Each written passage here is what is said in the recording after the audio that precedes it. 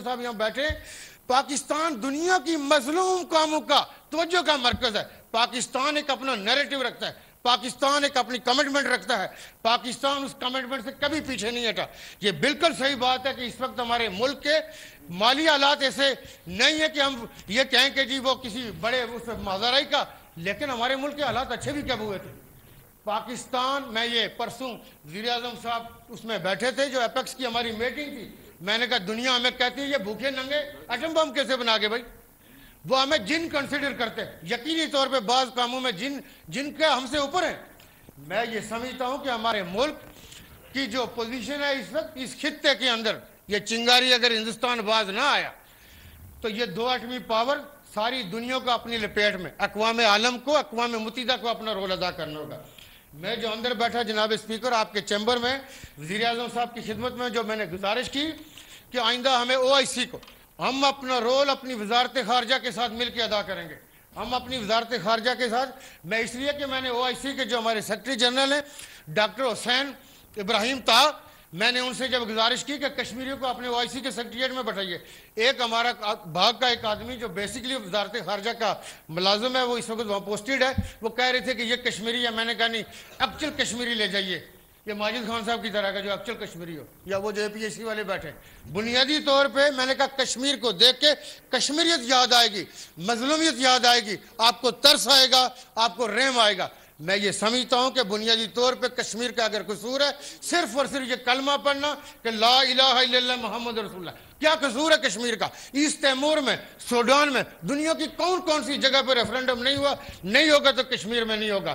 بنیادی طور پہ یہ جو سیکورٹی کونسل کے 5 مستقل ممبر ممالک ہیں ان کی ذمہ داریاں ہیں۔ برطانیہ کی ذمہ داری اس لیے زیادہ ہے کہ وہ اس کام کو چھوڑ کے گیا تھا، وہ گرداسپور کس کے حوالے کر کے گیا تھا؟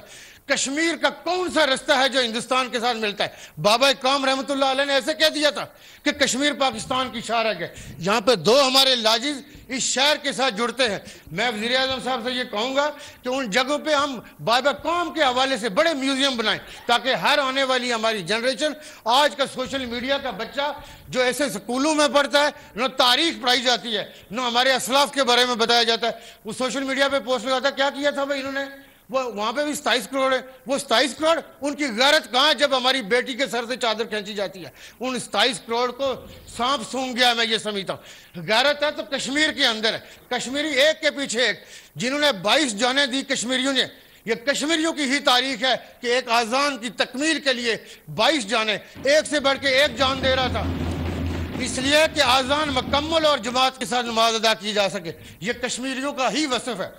میں اس موقع پہ یہ سمجھتا ہوں کہ ہماری پوری قوم دنیا کو یہ بتاتی ہے کہ کندھے سے کندھا ملانا، ہاتھوں کی زنجیر بنانا، بنیادی طور پہ یہ بتانا ہے کہ یہ کوئی دنیا کے اندر کوئی ایسا لاوا ہے جو پھٹ پڑا تو تم بھی اس کی زد میں آؤ گے۔ یہ پاکستان ثابت کرتا ہے، لیکن ہمیں اپنے گروپ، اپنی لابنگ کے اندر ہمیں اضافہ کرنا ہوگا، ہمیں آگے بڑھنا ہوگا، سٹرانگلی بڑھنا ہوگا۔ پاکستان کہیں کمزور نہیں ہے، پاکستان مضبوط ہے، پاکستان مشیت الہی ہے۔ پاکستان دنیا میں قائم رہنے کے لیے آیا تھا، پاکستان ایسے نہیں بنا، کروڑوں قربانیوں کے نتیجہ میں بنا۔ کتنی ماؤں نے اپنے بچے کھوئے، کتنی ہماری اس وقت کی مائیں تھیں جنہوں نے اپنے سواگ کھوئے، کتنے لوگوں نے اپنے بچے کھوئے، کون سی قربانی تھی؟ جیسے ملک بن گیا تھا۔ یہ وہ واحد ملک ہے جو کلمہ اور ایک احساس اور ایک نظریے کی بنیاد پہ بنا تھا۔ میں وزیر اعظم صاحب کا ہمیں چونکہ احساس ہے کہ ویدر کے حوالے سے یہ کشمیر کی جب ہم بات کرتے ہیں تو کوئی مناسب تو نہیں ہے کہ یہ دوسری فائنینشیل ٹائم پہ ہم آپ کے ساتھ ریکویسٹ کریں، لیکن سر گزارش یہ ہے کہ چونکہ آپ 10 ماہ کے بعد، چونکہ پہلے بھی یہ اس ایوان کی نگاہیں آپ کی منتظر تھی، چونکہ جو بھی وزیر اعظم پاکستان ہوتا ہے وہ پورے کے پورے پاکستان کا وزیر اعظم ہوتا ہے، وہ آزاد کشمیر کا بھی وزیر اعظم ہوتا ہے۔ بنیادی طور پہ کہ جو بھی آئے، آپ پہلے بھی، ہماری یہ روایتیں ہمیشہ رہی ہیں آزاد کشمیر کے اندر۔ راجہ فاروق قدر خان صاحب بیٹھے، کبھی میں نے کل کے انٹرویو کوئی موقع نہیں ہوتا میں ان کا ذکر نہ کروں، میں نے کہا کہ وہ اپنی بات کی ہے بغیر رک نہیں سکتے، میں روکوں بھی تو نہیں رکیں گے۔ آج ویسے مجھے روک رہے تھے، میں نے کہا جی میں نے تو وہ اس میں یہ ہے کہ ہمیشہ دوسری حکومتیں آتی رہی اور اس ایوان کے اندر بھی بہت اچھا ماحول، اور پاکستان کے حوالے سے سر یہ لوگ کشمیر کے ہمیشہ یہ کہتے ہیں کہ ہم اپنی مسلح افواج کے آگے چلیں گے۔ کبھی خدا نہ کرے کہ ہمارے ملک کے اوپر ایسا ٹائم آئے کہ ہمیں ایسا ٹائم دیکھنا پڑے، ہم اپنی مسلح افواج کے آگے چلیں گے۔ اس وقت ہمارے ملک میں 2 چیزیں، ایک یہ دہشت گردی کی ایک نئی لہر آئی ہے جو ہمارے مسلح اداروں نے بڑی قربانیوں کے بعد انہوں نے تھوڑا امن قائم کیا تھا۔ کے پی کی پولیس انتہائی مایہ ناز، ان کی قربانیاں ایک سپاہی سے لے کے ان کے ایڈیشنل انسپیکٹر جنرل پولیس تک جو صفت گئی اور شہید کی تک انہوں نے قربانیاں دی ہوئی تھی۔ اگین ایک بڑی اس ویب میں آئے، آپ بھی پرسوں وہاں پہ تھے، ہم بھی تھے، بنیادی مقصد ان کو پرسہ دینا تھا۔ سر آپ آئے ہوئے ہیں، چونکہ ہمارے بھائی قمر زمان قاہرہ صاحب کے ساتھ بھی ہمارا چلتا رہتا ہے، لیکن میں چند ایک چھوٹی سی گزارشات کروں گا آپ کی موجودگی کی اس فائدہ، چونکہ اس مقدس ایوان میں چونکہ ہمارے سارے بھائی موجود ہیں، اور آج الحمدللہ ایک ہی بات ہے، وہ کشمیریت کی ہے۔ کشمیریت کے علاوہ کوئی بات نہیں ہے۔ آج ہر پاکستانی کشمیری ہے اور آج ہر کشمیری پاکستانی ہے، اس کے علاوہ ہمارا کوئی اور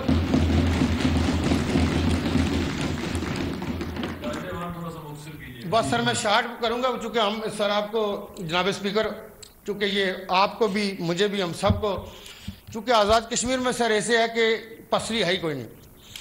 یہاں پہ بنیادی طور پہ ہم نے ٹیکس جو ریٹرن تھی سر 75 سالوں میں صرف 5000 ٹیکس فائلر تھے، ابھی ہم 40 تک لے گئے ہیں۔ کوئی منت اللہ کو گزارش کریں، یہاں پبلک سرونٹس بھی ٹیکس ریٹرن نہیں جمع کراتے، جو پورے ملک میں پاکستان میں بلوچستان میں بھی نہیں ہوگا کہ پبلک سرونٹ ٹیکس ریٹرن نہ جمع کرے۔ ٹیکس دینا نہ دینا الگ بات ہے، وہ سر ہم کوششیں کر رہے ہیں۔ ہمیں 2-3 سالوں تک اپنی وفاقی گورنمنٹ سے کچھ ریلیف کی مد میں چاہیے ہوں گے۔